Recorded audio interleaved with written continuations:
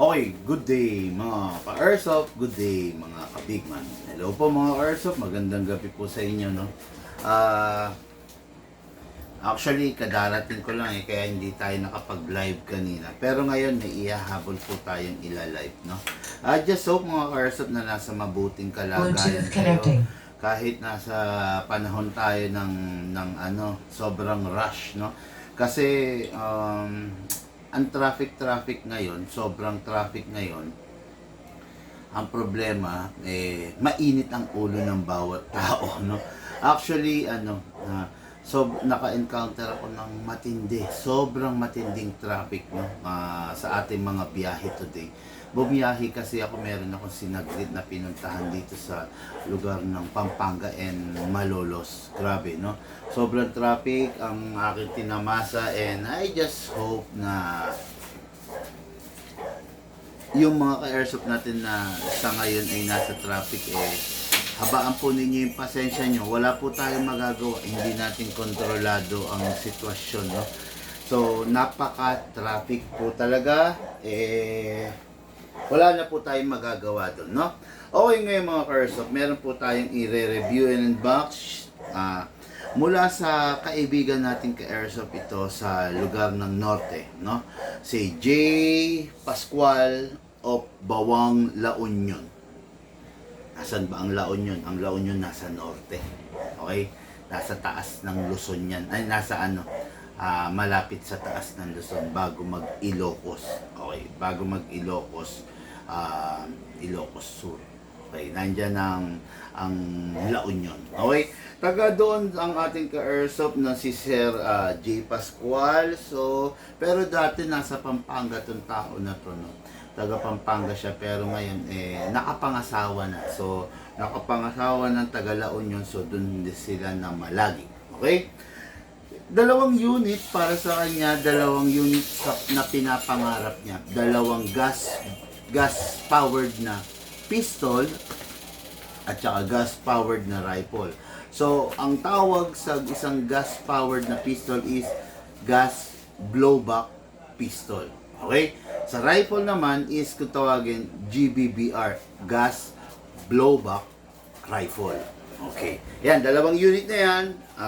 Halos magkakulay, pero magkaibang pamilya. Pamilya ng pistol, pamilya ng rifle, unit ng ating ka-airsoft, J. Pascual. Okay. Unahin muna natin mga ka-airsoft yung pistol niya. Okay, ang pistol niya is a classic version. This is a Beretta. Ang Beretta is classic, matandang baril. Ang Beretta hindi para sa mga millennial. Tatapatin ko na kayo, ha. Ang Beretta is hindi gugustuhin ng mga bata. Ang Beretta hindi gugustuhin ng mga teens. Ang Beretta hindi gugustuhin ng mga bata-bata, young adult kung tawagin, no? Kasi ang Beretta is matandang baril, no?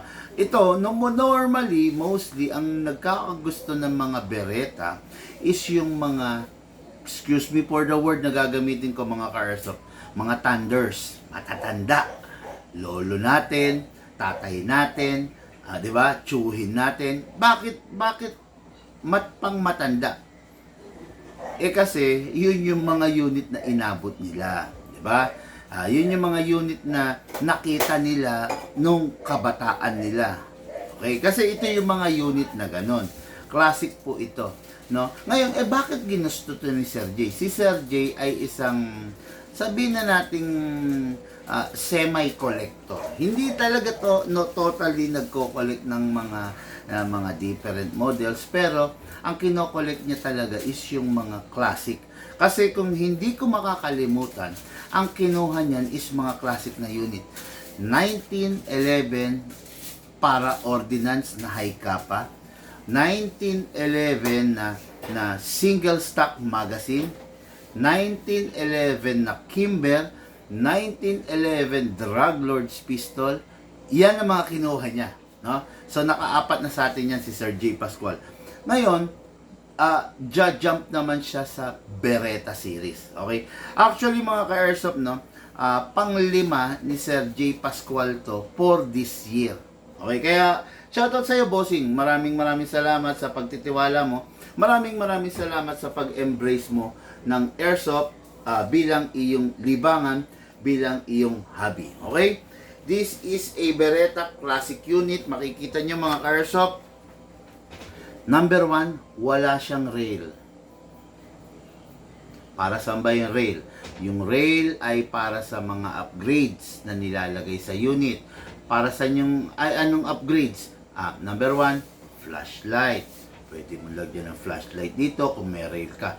Ano pa ba mga upgrades? Number 2, laser. And so on and so forth. Lahat ng unit na upgrade, na accessories na pang-upgrade na ginagamitan ng rail, pwede basta may rail. Since ito wala, hindi mo siya pwedeng i-upgrade ng ganun. Big man, bakit walang rail ang Beretta? Okay. Walang rail ang Beretta kasi matandang baril to. During its time, way back 1900s, wala pa namang usong rail. Kailan lang naman nauso yung rail? During the 80s, di ba? Pero way back during the 1910, 1920, 1930, 1940, walang rail na available. Okay? Kaya classic siya. Pangalawa kung bakit siya naging classic is the sight. Front and rear sight are both conventional fixed. Okay? Makikita nyo, hindi mo siya pwedeng i-upgrade, hindi mo siya pwedeng alisin. Yan na yan. Okay? Fixed conventional sight. Pangatlo, makikita nyo, bakit masasabing classic ang isang Beretta is there is no room for upgrade like Magwell. Gusto mo siyang i-upgrade na Magwell? Hindi pwede kasi design talaga ang Beretta na walang Magwell. Okay? Pangapat, the barrel itself. Rotary type ang barrel ng isang Beretta. When I say rotary type, hindi katulad ng mga 2011 na bumababa, tumataas. Ito hindi. Pumipitik ng pakaliwa. Pumipitik to. Pag pumuputok to, pumipitik ng pakaliwa. Kaya kung mapapansin ninyo, hindi siya naka-fix outer barrel. Bakit hindi naka-fix outer barrel yan, big man? Nakala ko ba nag-fix outer barrel ka? Yes, nag-fix outer barrel po tayo, nag-upgrade tayo. Pero ito, hindi natin to i-upgrade kasi hindi naman nire-request ng ka-airsoft natin na i-upgrade natin. Okay? Lahat ng upgrade, lahat ng modification, merong binabagayan. Okay?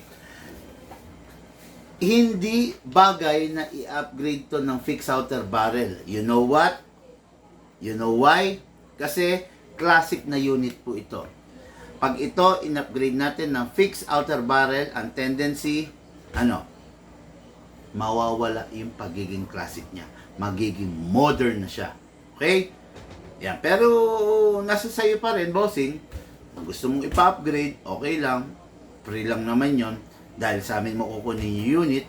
Pero, ako, I don't really suggest. No? Kasi, collector ka eh. Diba? Ganito kasi yan no?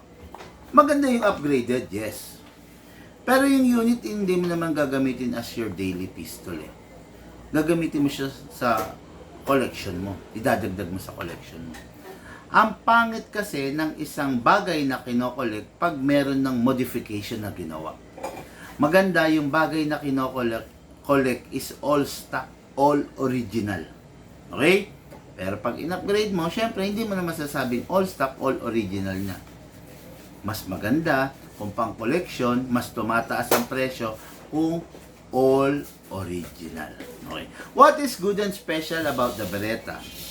Ano ba yung mga downside din nito? Isa sa mga downside ng Beretta is napakataba ng grip. Napakataba, no? Mahihirapan ditong pumisel, mahihirapan ditong humawak, mahihirapan ditong mag-control yung mga taong maliliit ang palad. Halimbawa, si misis mo, or yung anak mo, yung bunso mo, yung panganay mo, papasubukin mo nito. Ang tendency, pag bereta ang gamit nila, mahihirapan sila kasi napakataba ng grip ng mango ng isang bereta. Okay? Ayan o. Kung mapapansin nyo, hindi siya komportable para dun sa mga taong maliliit ang palad. Magiging bitin yung pangkalabit niya sa gatilyo dahil maliit ang mga daliri niya, ang palad niya. Pero kung ang gagamit nito ay isang lalaki na may malaking palad, tulad natin, wala magiging problema. Okay? Pero pag ang gagamit nito is mga kababaihan, asawa natin, anak natin, or mga kalalakihan pero mga bata, hindi magiging komportable. Okay? Pero I'm not saying na pangit siya, pero design talaga ang bereta para sa mga kalalakihan. Okay? Isa pa. What is special about this? Kahit matandang baril na siya, kung mapapansin nyo, ang shape niya is magkabila. Okay? Magkabila, ibig sabihin, yung pagiging ambidextrous, way back, buhay na rin yung technology ganon. Kasi nai-adapt ngayon sa panahon natin. Diba? Tapos, ito nga lang, may downside dyan. Tatandaan ninyo, ang shape ng bereta, ina-access yan magkabila. Okay? Hindi mo pwedeng, kahit kailan, no? Hindi mo pwedeng i-access ang shape ng bereta ng one-sided only. What I'm trying to say is, halimbawa, kanan ka. No? Kanan yung malakas mong puwersa. Kanan. Ise-shape mo siya, hindi mo pwedeng hatakin lang ito basta pababa. Or kung kaliwete ka naman, hindi pwedeng dito ka lang hahatak. Okay? Hindi pwede. Ang kailangan sa bereta is magkabila with distributed force, pressure. Kailangan sabay. Okay? Sabay. Okay. Hatak pababa. Pag i-unsafe mo, sikwat pataas. Okay. Hatak pababa. Dalawang kamay. Dalawang daliri ang mag-a-access. Hindi pwedeng one-sided lang. Hindi pwedeng dito lang, hindi pwedeng dito lang. Kailangan dalawa. Okay? Then, ayan, nakasave na yan, no? I-unsafe natin, sikwat, pataas, sabay. Okay? Ayan. Ayan. Okay? Wag na wag one-sided. Ang tendency, masisira. Masisira po. Okay? Ngayon, punta na tayo sa magazine. Ang magazine ng isang bereta ay high capacity na rin. Ibig sabihin, compare mo into 1911 na 14 rounds, ito is 27 rounds na rin. Okay?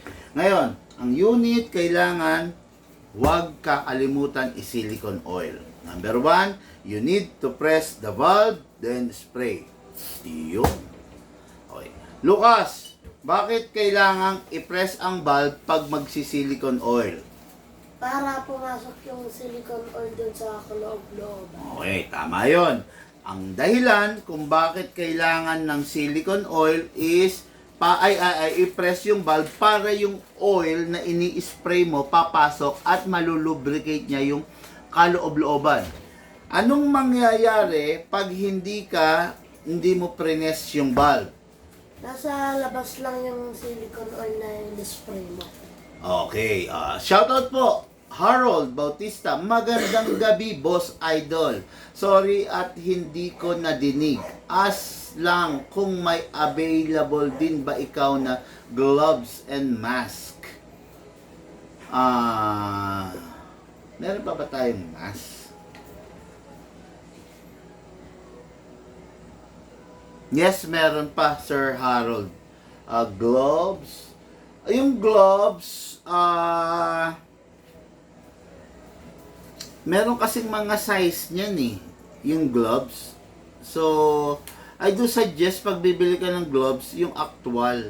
Siguro mas maganda bossing mag-mall ka. No? Sa gloves. Yung sa mask, Meron naman mga lens type. Hindi kasi kami nagki-cater ng mesh type. Lens type, bossing meron po. Meron naman, no? Pero yung gloves, may mga different sizes kasi niyan. Hindi katulad kasi ng mask na one size fits all. Yung gloves, minsan merong small, extra small, merong medium, may large, may XL, no? Pangit kasi kung yung gloves mo masikip sa'yo, namamanhid yung kamay mo, yung daliri mo. Pangit din pag yung gloves mo is maluwag naman sa'yo. Mas maganda yung eksakto, bossing. I do suggest regarding sa gloves, go to mall. Meron yan, no? Sa mga ako sa totoo lang nakakabili ako ng gloves sa Ace Hardware, no? Mas magandang gamitin yung block na gloves. Pero nasa sayo, no? May mga tactical gloves, pero ako never akong gumamit ng tactical gloves kasi ang problema sa tactical gloves, syempre pag namamawis, 'di ba? Namamawis, then eventually wala nag-a-absorb ng pawis mo. Ako gusto ko yung gloves yung parang ginanchilyo. Yun ang ginagamit ko, yung ginanchilyo, kasi nakakahinga yung kamay mo, no? Hindi yung pag-remove mo ng gloves mo ang itim ng mga naka-expose sa sun, while dito puting-puti. Tapos dito itim, gano'n, no? So para fair, mas maganda yung for me lang, sa akin lang to. Maaring hindi maganda sa ito, no? Pero mas gusto ko yung parang ginanchilyo. Nakakabili nun sa Ace Hardware at 75 pesos yung pair. Magandang klase, no? For me, gusto ko yung ginanchilyo, kasi nakakahinga yung kamay, then hindi nagpapawis. Okay? Just hope na makakita ka ng right gloves for you. Yes, lens type, talaga gusto ko. Nasa magkano po kaya para mapaghandaan? Actually, ang dissenting lens type is around 2.5. Mga nasa ganun. 2.5 to 4.5, no? Depende, no? Lens type that at least can stand on 470 to 500 FPS on a close range, no? Pag below that, yung mga binebenta-benta sa online, 300 FPS pa lang nabibitak na eh. The purpose of the mask is to protect your face, no? Pag fake ang nabili mo sa mask, 300 FPS, pistol pa lang, nabibitak na yung lens, no? So, go ka dun sa mga original, kasi ang pinoprotektahan mo, tandaan mo sir, mukha mo. Ang pinoprotektahan mo is yung mata mo. Hindi naman siguro halagang 1,000 yung mata natin, di ba? Syempre, mata natin, kailangan wear the best protection na that you can get, no? Mga decent na yung 2.5, 3.5. Pero ako, ang ginagamit ko yung skull na lens type. Guwapo, matika, napakaganda, no? Okay, good evening. Sabi ni Sir Robert. Share done, kanya. Sir Harold, pa-share po yung live video natin. Sir Robert of Pasig, napakasipag nito. Share done, sabi niya. Maraming salamat sa iyo, bossing, no? Okay, so start na tayo. Meron ng silicone yung output bulb. Lagyan din natin yung inlet bulb. Wala na kailangang i-press, spray lang. Okay. Then, syempre ito, yung unit kasi natin, i-lock manually, sprayan natin yung mismong nozzle. Yun. Then release, then rest. Alam niyo, sa totoo lang, tapatin ko kayo, okay sana itong bereta pang laro. Kasi hindi nakakapanghinayang, halimbawa nalaglag, nagasgas. Hindi nakakapanghinayang. The only problem with this is the availability ng pyesa. Hindi ganun ka dami yung available na pyesa ng bereta. Yun lang ang nagiging problema namin dito, no? Pero sabi ko nga sa inyo, kung di nyo naman gagamitin as your daily pistol, okay naman siya. Matibay naman. Pero syempre, iba yung unit kung talagang ipang daily mo or ipang lalaro mo, no? FPS nito fit na fit pang laro sa totoo lang. Eksaktong-eksakto yung FPS niya sa na panglaro, no? Okay, so gamit tayo ng green gas. Ang gagamitin natin green gas sa kanya is 12 kg only. Nakatuwa, nakataob, hindi pwedeng nakahiga o nakatayo, kailan nakataob. Isakto mo, upgraded po ito, naka fine tuning and naka trigger job. Makikita nyo, 2 seconds lang tayo maglalagay ng gas. 1, 2. 2 seconds lang tayo naglagay ng gas. Bakit 2 seconds lang? Kasi yung unit upgraded. Pag yung unit hindi po upgraded, hindi naka fine tuning, hindi naka trigger job, maglalagay ka 5 seconds to 7 seconds. Pero dahil upgraded po ito, 2 seconds lang po ang nilalagay natin. Okay? Yung good evening, Sir Dan, sabi ni Sir Robert. Hello, Sir Robert. Okay, Boss Idol. Dati kasi Scott gamit ko nawala na at panigurado hindi na pwede.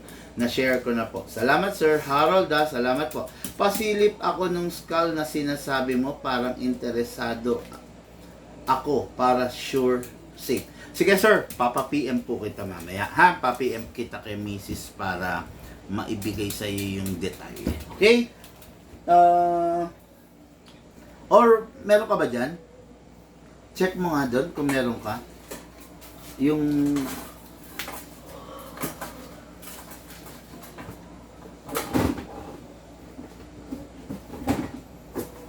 yan, alisin mo sa box.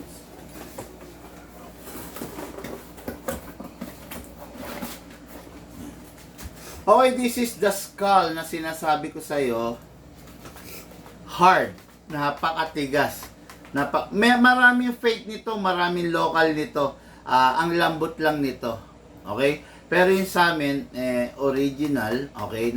Bukod sa napakatigas, ito. Mapapansin mo yung lens.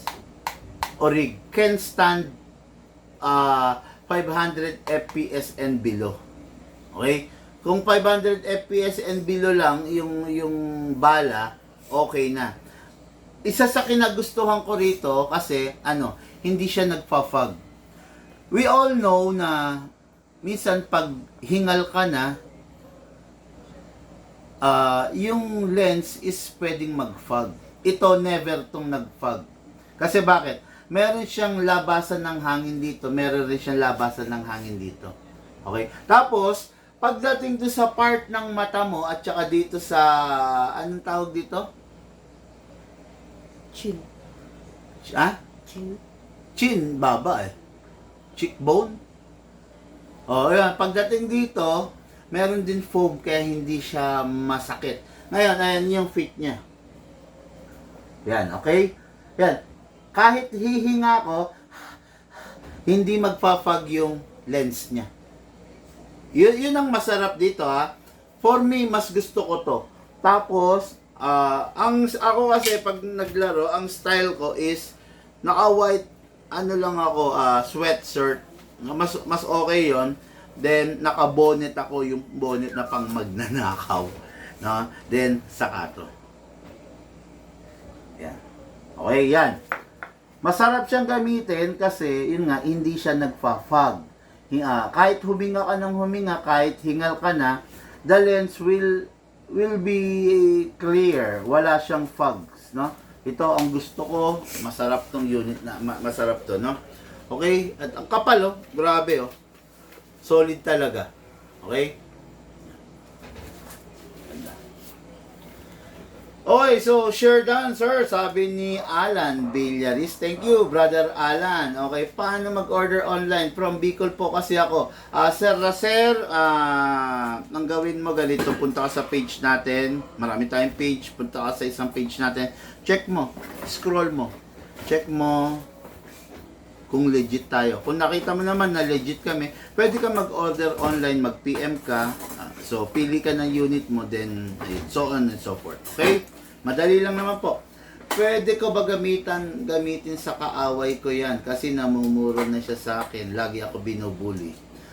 Komi Alpu, bossing dyan sa tanong mo na yan, hindi ko alam kung ang nagtatanong sa akin, bata. Hindi ko alam kung nagtatanong sa akin is nasa wastong kaisipan. Okay? Pasensya ka na ha. Nagtanong ka kasi boss, sasagot lang ako ha. Hindi, yung tanong mo kasi, tanong ng taong ayaw kita ipahiya, kaya lang ikaw mismo binulgar mo yung tanong mo yun. No? Sana minessage mo na lang ako o tinawagan mo ako para nasagot kita ng ano no. Pero yung tanong mo kasi tanong ng taong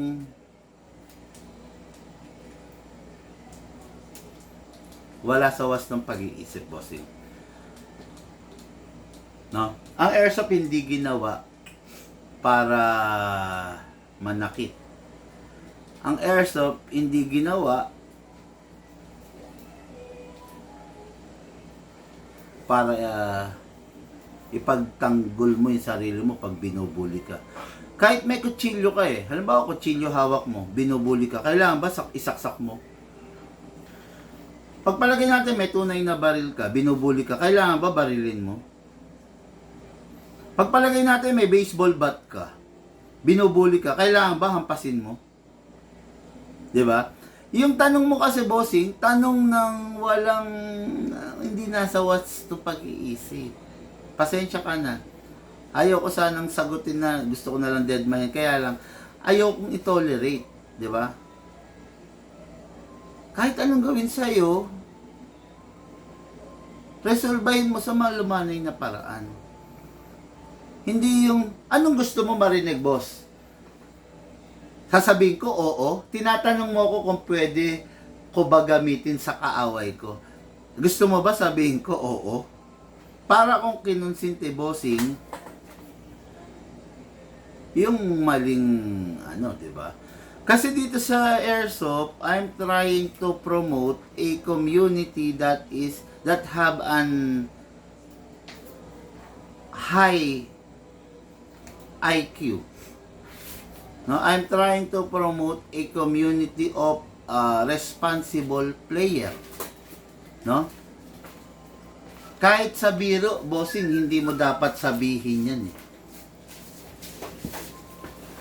Diba?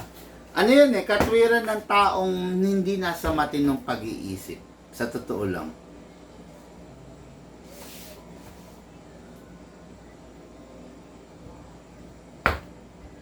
Anyway, ayaan na lang natin, no? Paano po kung nakasalamin yung player gusto mag-wear ng mask? Good question yung kay Alan Villaris, no? Yung mga taong nakasalamin is obligado kang hubarin yung salamin mo. Pero kung yung salamin mo, yung eyeglasses mo is may grado, obligado kang alisin siya at magsuot ka ng contact lens. Kung gusto mong gumamit ng mask. Kung talagang ikaw yung tipo ng taong malabo na yung mata mo, no? Gagamit ka ng contact lens. Kung malabo, kung may grado, no? Kung depende sa grado. Try mo, pero syempre yung lens kasi na included dun sa mask is walang grado yun. No, hindi ko lang alam kasi may mga taong ginagamit yung eyeglass para eye protection, parang reading glass lang.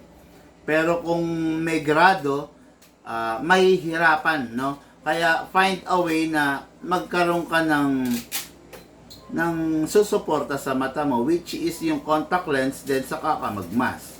Yun lang ang nakikita kong paraan, no? Kung talagang malabo yung mata ng player, may grado, kailangan ng contact lens. Okay? Dito po sa page mag-PPM, order po sana ako. Sir, yes po. Sir, mag-message po kayo para mabigay po sa inyo yung kompleto at saka yung buong detalye, no? Check nyo po muna, sir, kung legit po kami for your peace of mind, no?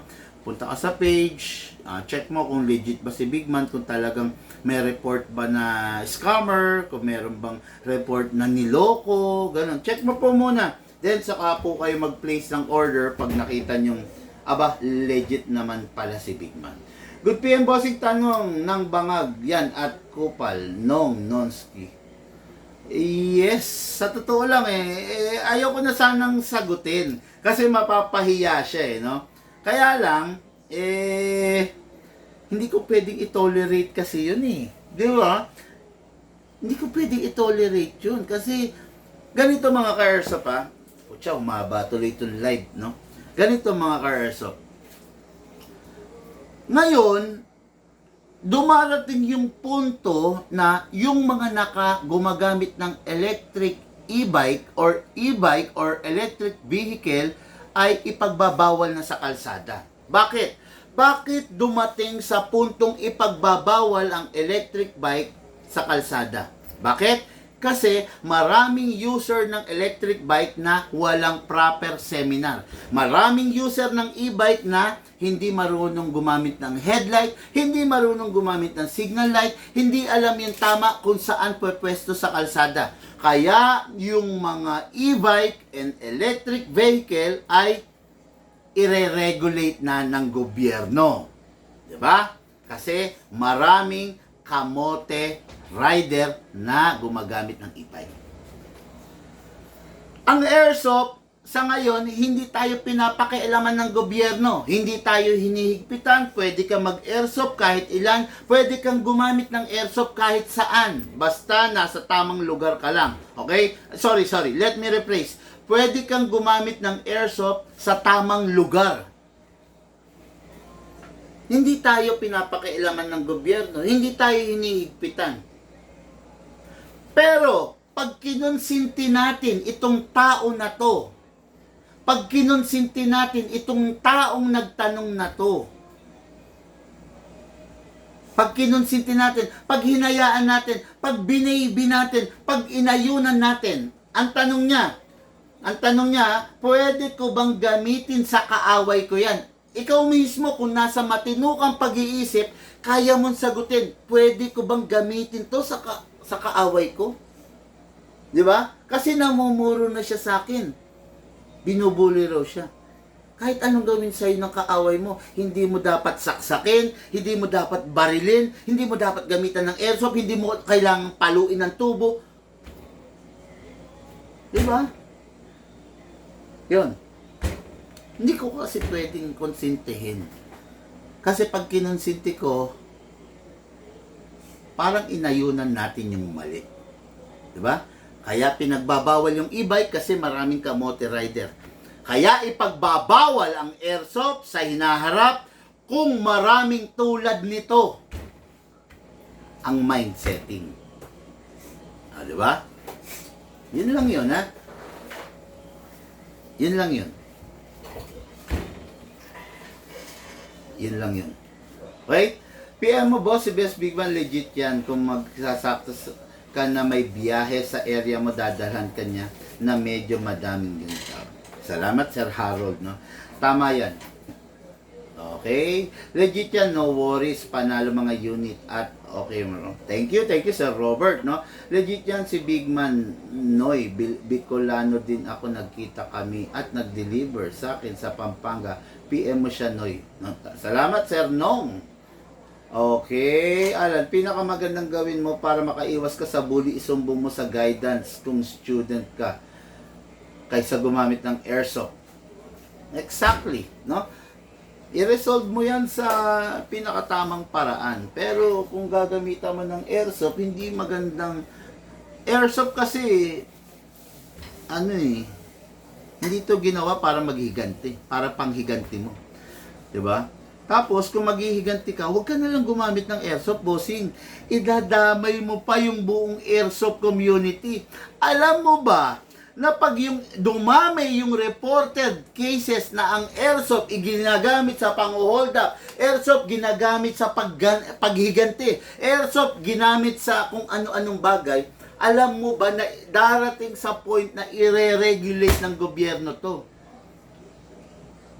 Maraming hindi magka-airsoft at mas maraming hindi magkaka-airsoft pag ito ni-regulate ng gobyerno. Sa ngayon, walang regulation kasi wala namang nagagawang matindi, wala namang nagagawang pananakit, or walang nagagawang harm na ikaka-alarma. Pero, pag ang mindset ng mga viewers, ang mindset ng mga tao ay naging tulad ng mindset ng nagtanong sa atin kanina, ang airsoft magiging toxic, i-regulate ng gobyerno, malalasak, mawawala ang airsoft na ating minamahal. Okay? Ngayon, lagyan natin to ng bala. Takin to pababa, then place your other thumb here, all the way. Ilagay yung bala rito. Pump lang po tayo mga airsoft. Pag meron pong bungi, kalagin natin sideways. Then pasok sa unit, kasa. Ready to fire. Sarap pa naman mag-airsoft. Firing!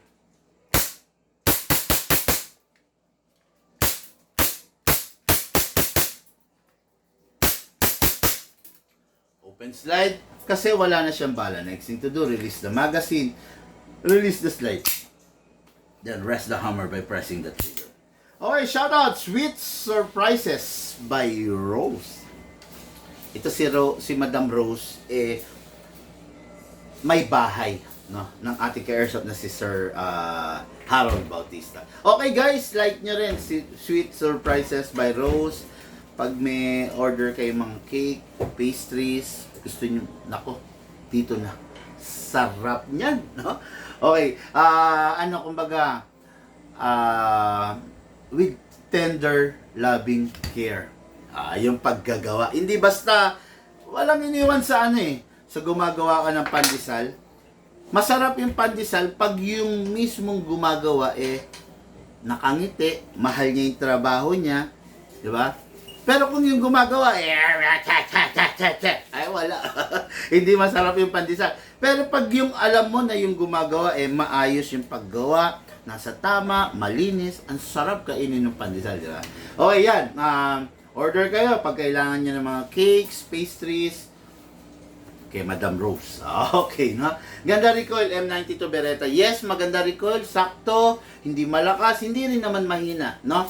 Yun nga lang, learn how to manage your expectations. Siyempre, kahit anong gawin natin, Beretta is a Beretta. Hindi niya kayang tumapat sa mga 2011 na mga mas matataas sa kanya. Ang tanong, kung magagamit na maayos, yes, magagamit na maayos, pero syempre, with proper maintenance. Okay, unit na ating ka-airsoft, Sir J. Pascual, the M92 Beretta series. Okay. By the way, mga ka-airsoft ang tawag dito, ang pangalan nito is M92. Okay? Yung word na Beretta is a company name. Okay? Kumbaga, ano yun? Name ng maker. No? Ang Beretta, maraming klase. Merong Beretta na rifle, merong Beretta na sniper, merong Beretta na high-powered machine gun, may Beretta na pistol, may Beretta na tactical, maraming klase. Okay?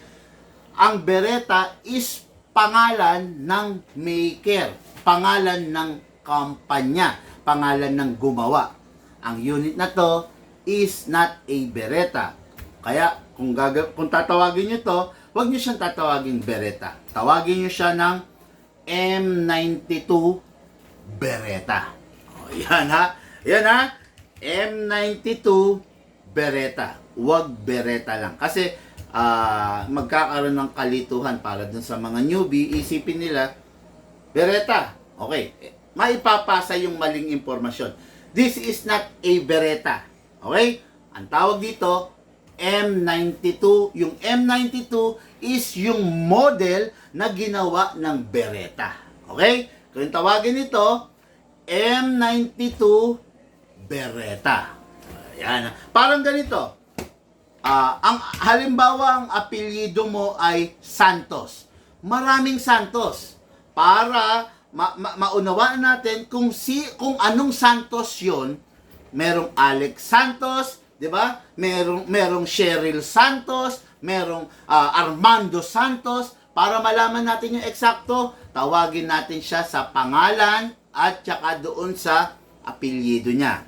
Ganun din to. Ang pinaka-apelyido nito is Beretta kasi Beretta ang gumawa. Ano ang pangalan niya? M92 Beretta. Okay, yan ha? Para alam nyo. O, parang ang Sig Sauer. Ang Sig Sauer, marami. Merong Sig Sauer na pistol, merong tactical pistol, merong rifle, merong sniper, merong carbine. Diba? marami. Huwag natin tatawagin yung isang pistol ng Sig Sauer. Magkakaroon ng kalituan. Tawagin natin siya doon sa model niya. Okay? O, yun. Ganun yun. Ano pa ba mga ano? Ano pa ba? Ang mga company... Basta, marami yan ha. Gusto ko lang na ano kayo. Oh, tulad na to. Wag na tayong lumayo.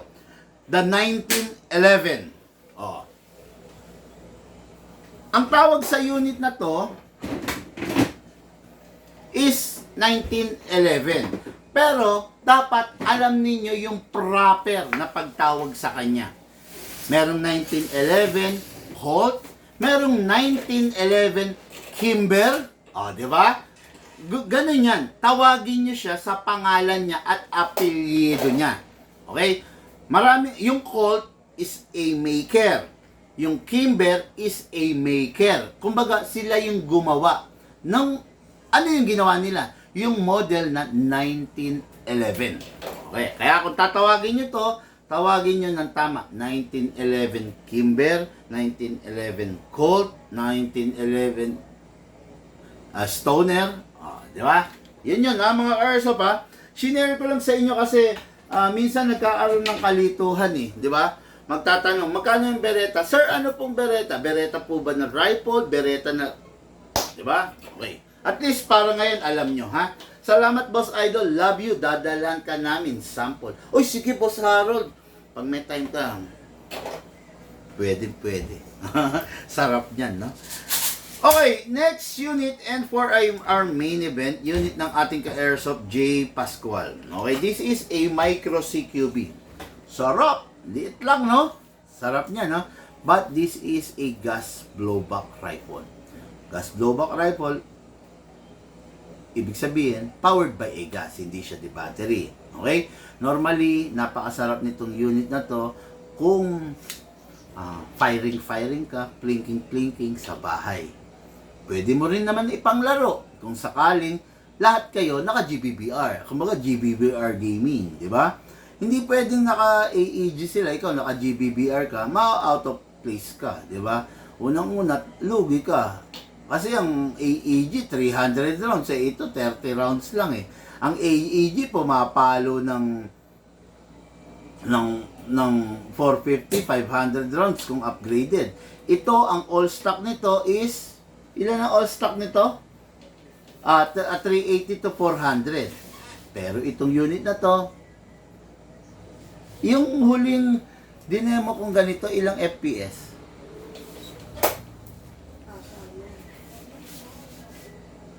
Basta, ito kasi mataas to mga airsoft, no? Upgraded bolt na po to, tapos naka full steel fire control group na to. Okay? This is a version 3. Pero mag-ingat kayo, halos majority lahat ng version 3 na 2025 nilabas may issue. Ang issue, nagra-rapid fire. Okay?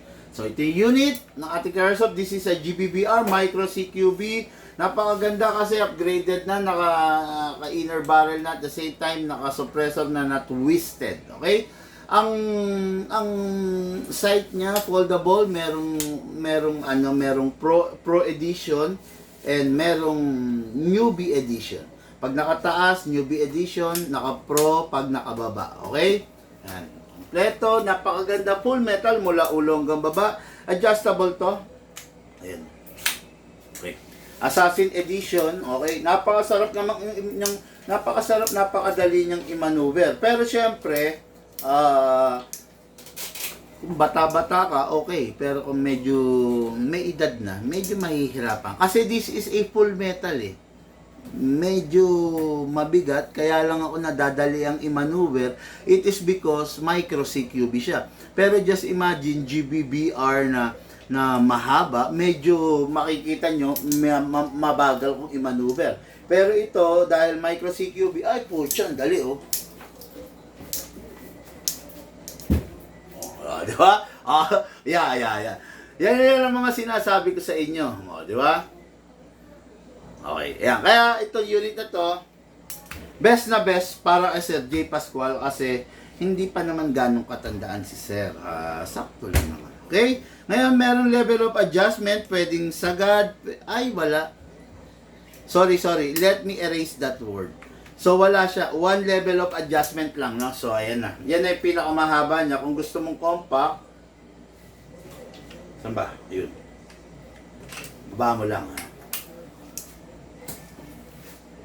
Ano? Nasa sayo yan, ha? Ako, talaga, I am not a fan of extending the buttstock, no? Mas gusto ko, yung mata ko malapit palagi sa sight. Okay, nasa sayo yan, no? Kasi bakit ka ba bibili ng isang micro CQB? Bibili ka ng isang micro CQB kasi gagamitin mo siya sa mga tight space, sa mga lugar na masisikip. 'Di ba?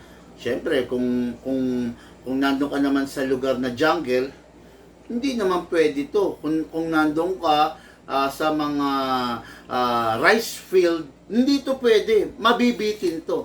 Pero, kung nandun ka, parang halimbawa, ang senaryo is mangre-raid ka. Papasok ka sa squatter area, sa iskinita, ay putya, talaga naman, di ba? Daba! Oh, the best na mga Karsok, okay? Tatandaan nyo, ang CQB, the best yan sa mga maliliit na area. Ang mga micro CQB, the best yan sa mas maliliit na area. Okay? Hindi ka pwedeng gumamit ng CQB kung maglalaro ka sa forest. Hindi ka pwedeng gumamit ng CQB kung maglalaro ka sa jungle, sa rice field, doon sa lugar na maluluwang. The best to kung maglalaro ka sa mga lugar na may pintuan na papasukan ka kasi, just imagine, no, yung liit niya na yan, oh, ang daling ipangdukot, oh, di ba? Oh, di ba? Imagine mo, kaya mo bang ipangdukot yung mahaba? Para kang gago, di ba? Papasok ka ng pinto, kailangan ibaba mo. Paano pagpasok mo, biglang meron, di ba? Nabaril ka na. Pagpapasok ang pinto, naka-CQB ka, di ba? Pwede mo siyang idukot. O kaya, pero pag mahaba yan, hindi mo pwede idukot yung kutsa. Mahirapan ka. Okay? Kaya ako kukuha ng micro CQB ng ganito kaliit kasi meron kang paggagamitan na mangangailangan ng ganito kaliit. Bakit ayaw boss maganto? Dali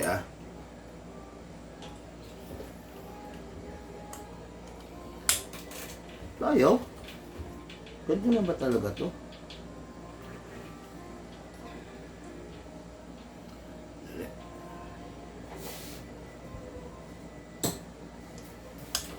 Okay, ganyan lang talaga. Okay? So, ngayon, mga Karsop, kuha na tayo ng silicone oil. Siyempre, press the valve, then spray. Okay, then, dito rin sa ilalim. Video to, ha? Okay, salamat boss idol. Love you. Love you rin, Sir Harold. Magandang kabitan ng RMR sight yan. Pag ganito, ang RMR sight, Alan Villaris, kinakabit yan sa pistol. Standard scope ang gagamitin, no? Sa ganito. Hindi siya pwedeng kabitan ng RMR sight. Masyadong maliit yung RMR sight para sa isang ganito, no? Walang iniwan yan ganito. Yung kotse hindi pwedeng kabitan ng off-road tires. Hindi pwede, maingay, mawawala yung comfort. Yung ganito, ang dapat ikabit is a scope, not a sight. Okay? Kaya siya tinawag na RMR sight. It is because ikakabit siya sa isang pistol. Maliit lang siya, pamalit dun sa sight. Pag rifle, hindi pwedeng RMR sight. Ang ikakabit is a scope. Okay? Red dot scope or holographic scope. Yun, ha? Hindi siya pwedeng kabitan ng RMR sight, bagkus ang kinakabit sa isang rifle ay scope. Ang RMR sight is inilalagay sa isang pistol. Wala kang makikita na rifle na kinabitan ng RMR sight. Maliban na lang kung merong purpose. Pero, hindi pwede. Kasi, RMR sight hindi magtatama yun. Masyadong maliit yun eh. Nakakalibrate ang isang RMR sight para sa sight ng isang pistol. Hindi siya pwede pang rifle. Okay? May silicone oil na. Ngayon, to, yung unit, to. Medyo maselan, medyo kakaiba ang pagsisilicone oil ng isang rifle na GBBR, okay? We need to press this part, then hatakin dito sa ilalim, then baliin. Okay. After that, na magawa natin yan, hugutin ang charging handle. Then this is the bolt. This is the roller bearing na kailangan natin protektahan. Spray tayo ng silicone oil sa charging handle. Then, pasok natin to. Okay, then, slide it back. Tapos, sprayan natin tong gilid ng bolt. That's it. Then, pasok. Balik. Ibalik tong ito. Balik to. Press. That's it. Nakalak na yan. Ngayon, pag kinasa natin, suwabe, smooth. Pag hindi mo inisprayan yung loob, inisprayan mo lang dito, ang tendency, maagang masisira yung unit mo. Okay? Ngayon, gamit tayo ng green gas. Pwede natin gamitan ng 12 kg, pero kung gusto mo ma-maximize, gamit ka na mas magandang gas. The 14 kg. Upside down, then press down. 1, 2. Okay. 2 seconds. Sobra-sobra na para sa isang puno. Okay? Itong unit na to, kailangan natin gamitan ng isang charging handle. Reloading stick pala. Sorry, charging handle. Pasok, pump. Yan, 15, ayan. 5, 10, 15. Ibig sabihin, 15 rounds to. Kunin mo, i-inject mo rito. Using the pusher. Pusher hindi pusher. Inject it. Inject pababa. Okay? Then, lagay pa ulit tayo. Parang nahihirap naman i-operate nitong okay? Ayan. Push it down.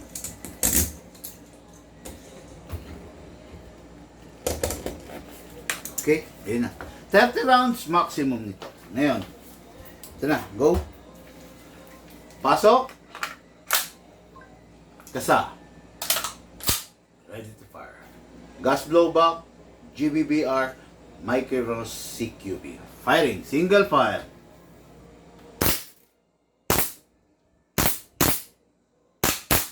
Rapid fire.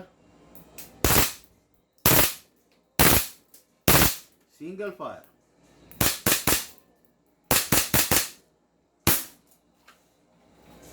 Open slide, open bolt kasi wala na siyang bala. Next thing to do, release the magazine, release the bolt, then rest the hammer by pressing the trigger. Grabe. Ang lakas ng recoil. Bakit malakas ang recoil? Upgraded eh. Pucha, humahampas dito ko eh, oh. Kung nakita nyo lang kanina, ha? Pakita mga replay. Pucha, humahampas dito ko. Grabe. Ang sakit! Sakit dito, oh. Hindi, malakas kasi siya mga Carsop kasi upgraded. Okay, pakita mo yung replay. Dalawang cam. Dapat.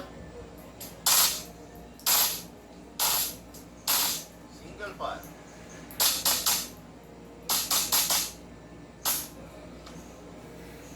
Open slide. Grabe! Ang sarap niya gamitin, no? Tapos mga Carsop, meron tong normal mode at saka meron siyang special mode. Normal mode, nakita nyo nag-open bolt. Special mode, pag inactivate nyo to, hindi siya mag-open bolt. Yun yung mga pag ginagamit na siya sa pelikula. Dire-diretso, di ba? Yun, pwede yung gamitin yun. Okay? Okay mga Carsop, unit natin Carsop, J. Pascual, isang M92 Beretta na Taiwan at saka isang R5C na... R5C. RC5 na M4 A1 Micro CQB na upgraded. Okay? Pakaganda nitong unit na to. Lakas niya, sir. Yes, malakas siya, no? Okay mga ka-airsoft, maraming salamat po sa mga ka-airsoft kong minamahal na nag-share ng ating live video. Sa mga hindi pa po nag-share, hit nyo po yung share button para katulong ko kayo sa pagpaparami natin sa community. Lahat po tayo nagmula sa iba't ibang larangan, pinagbuklod, pinag-isa, ng iisang libangan. Yun po ang paglalaro ng airsoft, hatid po sa inyo ng inyong lingkod, Big Man.